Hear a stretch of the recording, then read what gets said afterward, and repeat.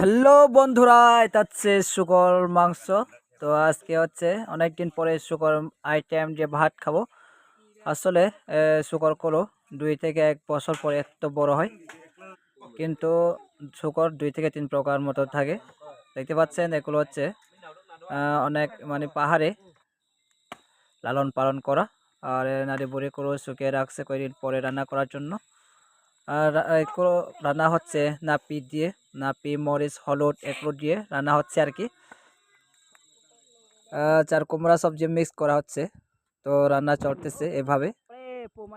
আসলে আমাদের আদিবাসী রংরা বেশিরভাগ এভাবে নাপিতে সিদ্ধ করে বিভিন্ন খাবার রান্না করি, তরকারি জাতীয়তা তরকারিগুলো আর কি। সব তরকারি, সব ধরনের তরকারি আর কি, সবজি। তো আমি হচ্ছে শুধু ক্যামেরা করতে আসছি আজকে, তারপর একটু পরে খাবো আর কি। আর এই যে ফুটতেছে, এবার খাওয়ার জন্য রেডি, কিছুক্ষণ পরে কয়েক মিনিট পরে খাইতে পারবো। তো ধন্যবাদ আমার ভিডিও দেখার জন্য আপনাদেরকে।